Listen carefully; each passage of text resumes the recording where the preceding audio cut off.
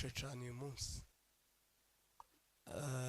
Akazi nkora kaza kampa umutsima biza bisanga urare wicaye.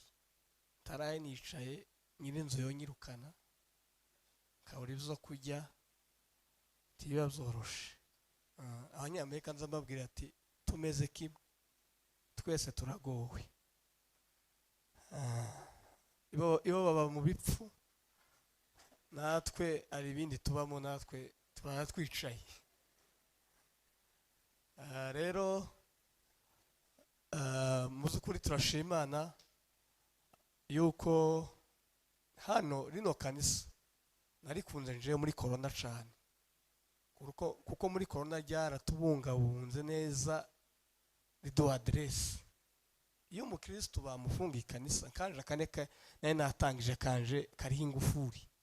Hari ibiro byinshi mu buryo bwa kiroho napungukiwe singiye kwiyemera kuko akande kari kamaze kunshira kuri ordre.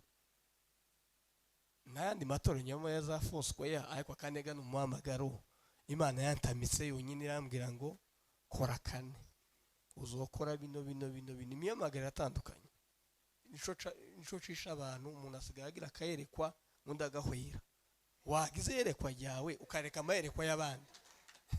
Ukunzabakiza yayishurirwa kantu umuniginigi kirikinkarara nicaye. Uzokora akazi ka Yesu gashobora urumwe. Isi.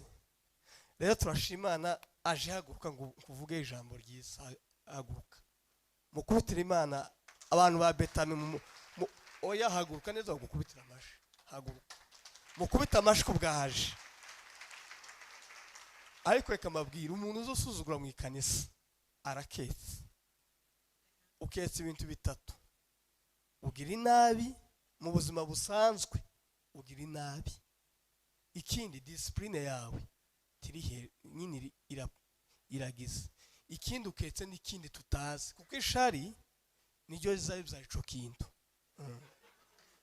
Muri abantu bakuru nimba uje hano tuvuge wenda uno a bishop n'inshuti yanje akambwira ngo muzamuri cubahiro uko bivuze nanje ninzahana uzukizamura twese muno turangana kuko dukorera numwe.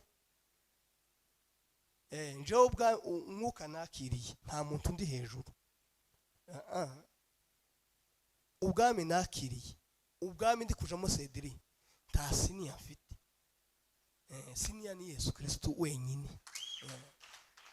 Gusa dufite abarongozi, dufite abayobozi, dufite abashumba, dufite iki. Ariko nimba kiriki naje gutaramana ngasiga ibyo nsize byose kakubwira ngo uzamuri cubahiro tukizamure si byiza. Mu kintu ninzo kitari kibi nzashigikirana. Nungu mvuye muri conseil y'umwana bitayidi aba bansizeyo habe nejo mfite amakwe nk'atatu na gisubizo ninga mfite amakwe abiri na conseil ya gisubizo kuwa mbere ntangiza urundi rugendo kuko Imana yarambwiye ngo mugenke gutije uwo mwuka mugani wa pasiteri kora. Je ndumuzoze kumpanya ibintu mwapfundikanyije muzomwe gukirika yagezagira gutya apana gupfundikanya. Je rero ayi minota ndayishura sinza ndirimba muri no minsi naravuze ngo ngiye gutangira kuvuga ijambo ry'Imana. Izo mu bikubitira amashi kandi mu byishimire.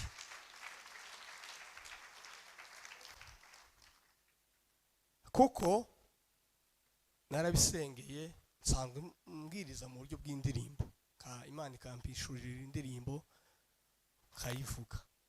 Ariko Imana irambwira ngo kuko nshatse kuko batwise amazina atari meza tutarashitsa nutuyayo nuturegerege nuduki akumuduza umwitaka yayo utamutunze so kwihaya. Inzu mbamo hari abagabo benshi hano batoyishura. Inzu mbamo Kimironko centre Konfarahazi hari abagabo benshi batoyishura. None arinje nawe tuje mu bifatika noneho. Izo si ubutumwa bwiza ni ibintu bimwe na bimwe bitaba bibereye. Muzamwirinda ku mentioning ikintu si byiza. Koraho da ibyo ngibyo ndashimira pasiteri umaze kubwiriza, ndamwemera, amavuta ye ndayemera kandi nawe arankunda. ndashimira mbere abagabo umwuka wanje na mukuru wiwe Zebedayo na Alex wagiye iriya ari n'abahanuzi banje, ngira abahanuzi bake ariko famiye yabo n'abahanuzi banje arabizi. Bigeze kundoga ndi Bukavu, ndamupfusa saa 12 ndi kuri recording indirimbo z'abandi, mashini irapfa yose. Mberaga ntabara ngo nje ngo nzafatisha, mukasanga bandoze ngo uraza gufatisha, aravyibuka kuko Zebedayo turi inshuti cyane, ngiri akazayerekwa neza Zebedayo yamatabara naye nahweri Bukavu neza, kandi n'uwandoze ndamuzi. Si ngombwa kumuvuga ariko ndamuzi. Bakanzaga nzababwira ankorera, uzi kuri recording indirimbo 12 cari kirakaga ngo yari yandoze ngo ntibazanyishwe n'igice c'10 indirimbo zawo ndi Cedri, indirimbo rero machine imwe ya studio ya mizima muko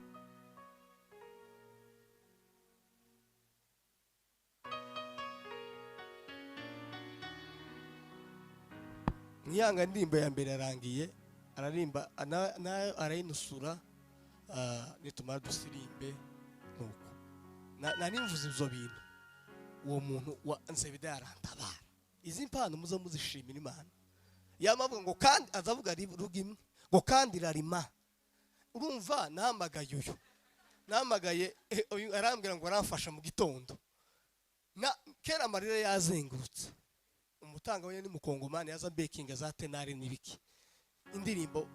Burya nubwo nanje ntagira ifishi ariko umuntu kugire nawe uzamumumva. Hari umugore umwe yazamaza akamfatana ku bitugu, wakiyo mpano ngo niyo kwa nyoko, ngo niyo kwande data we, kuko naza pima indirimbo ziri coding, pima ndi kuri coding.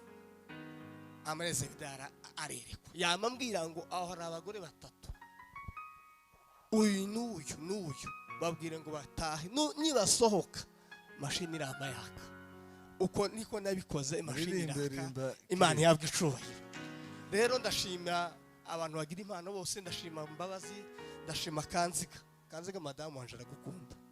Ayo makuru yamenye naye ntarabikubwira, madamu wanje nguzo umufasha.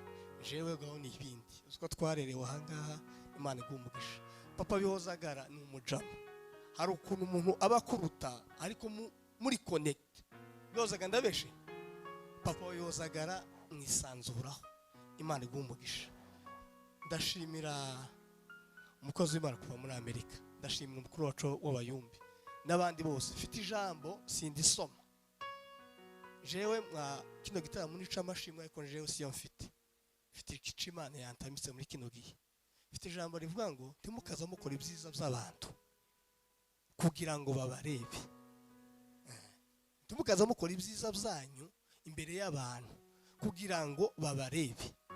Niryo jambo mfite. Timukaza muririmba kugira ngo mugire success kwisi. Timukaza muririmba kugira ngo YouTube bahembe. Timukaza muririmba tukaza ucumbikira umwana ngo umuhe kahunga kabiri n'urenguka ngo uko ninjuga kujije. Timukaza mwibuka izi ni batima ngo nanje ngo ngire titre YouTube imaze abantu. Timukaza uzi ko umuntu azamaya ngo uri umushi prida Cedric akanga ngo konfi bafite ngo ndusha favor ko murakorera iki. Papa si ubutumwa bwiza ni iki? Ngo ahubwo nukora neza. Barabigeranyije baravuga ngo uku n'ukuboko kumwe, uku n'ukundi. Uku kuboko ndi kukaza kumenya iki ico cyakoze, ariko siko bimeze. Bambone ijyanye muri ijyamyana. Jewe rero bitewe n'isukari nyinshi ngira, zana numva novuga point. Ijyamye mu bishop, ijyamye mu baririmbyi, ijyamye mu bacuranzi. Umucuranzi umusuka mugera kuraje he tukazurimba shambaba ngo nje nimba okay wenda Frank muri nshuti kuri comprendre je fite amavuta yanje muri njewe wondusha amavuta uteze niko kuntu kanze gatomusha amavuta buri muntu agira network ye Imana yamupokeyemo yo kungura iteraniro ariko icishe ni shari icishe n'ubugambanyi icishe uzikara anjana n'ababwato babiri tugiye Burundi ngo shi uturi kuri afishe ni imwe n'uyu abo bantu ngo n'ubutumwa bagiye kuvuga babwije kuri ubaze aje sinje wapanza afishe yose aje yarampamagaye natumiye Mbonigaba shiraho mbabazi aramuhamagaye ati yamwitaba mushireho kuko nzi ko kuntu twumvikana amasaha yagiye narimbwirije Imana imbabarije ariko timukaza mukora ibyiza by'abanyi bigire gute barebe mada bino ririmbira ndirimbo ariko aje nonga kuntumira ni speaker kuko mfite ibintu nitumara Bernard mucurangire yonkebera rakantura mwana yishuriye muri hiringi n'abayimbe bose tuze kukabyina ariko reka ririmbe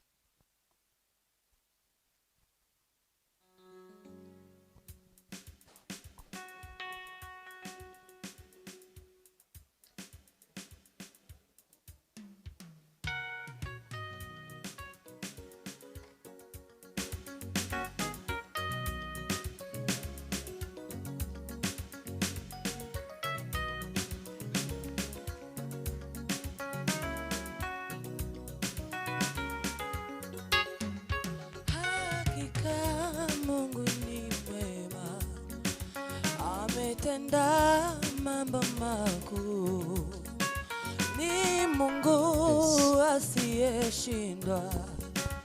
Hakika Mungu wangu ni mwema, hakika Mungu ni mwema. Ametenda mambo makuu, ni Mungu asiyeshindwa.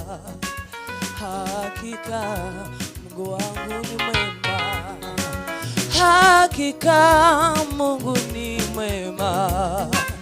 Ametenda mambo makuu, ni Mungu asiyeshindwa. Hakika Mungu wangu ni mwema, hakika Mungu ni mwema. Ametenda mambo makuu, ni Mungu asiyeshindwa. Hakika ni mwema, hakika ni mwema. Ametenda mambo makuu, ni Mungu asiyeshindwa. Hakika Mungu wangu ni mwema, hakika Mungu ni mwema. Ametenda mambo makuu, ni Mungu asiyeshindwa.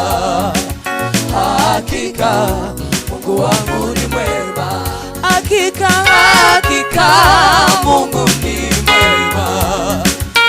Ametenda mambo makuu, ni Mungu asiyeshindwa. Hakika Mungu wangu ni mwema, hakika Mungu ni mwema. Ametenda mambo makuu, ni Mungu asiyeshindwa. Hakika Mungu ni mwema, hakika Mungu ni mwema. Ametenda mambo makuu, ni Mungu asiyeshindwa. Hakika Mungu ni mwema. Mureke Imana yitwa Imana, ijambo yavuze irarisoza. Umugabo gwami imirimo ye, kuri mureke yitwa Imana, yitwa Imana. Ijambo yavuze irarisoza.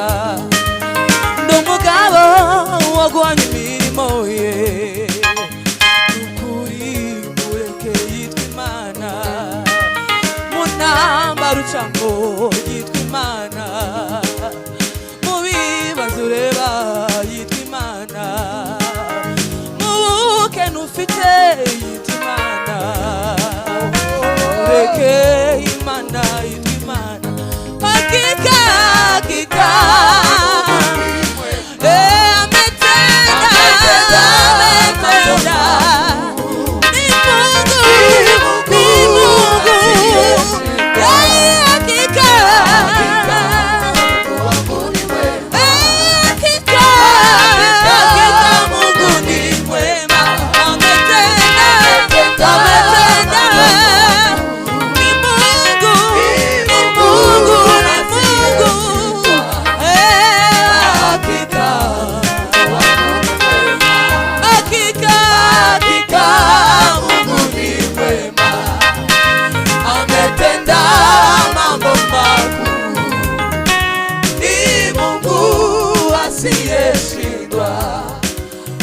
hakika tulimba ina Kristo hakika ametenda mambo makuu ni Mungu asiyeshindwa hakika haleluya ametenda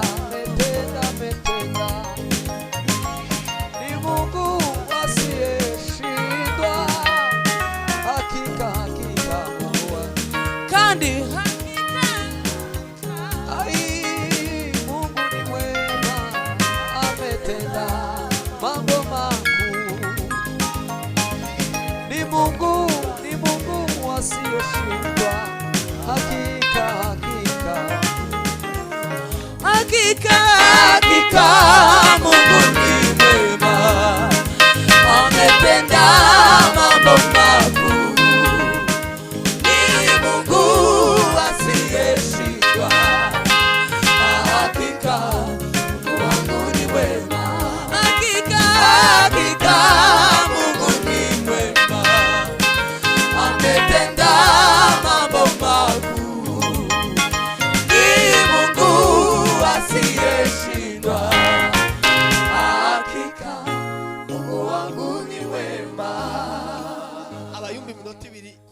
twumvikana tiyo dukata papa handi warugeze mugire vuba rwose iminota yagiye twumve Konfi aturirimbira twumve ijambo ry'Imana baba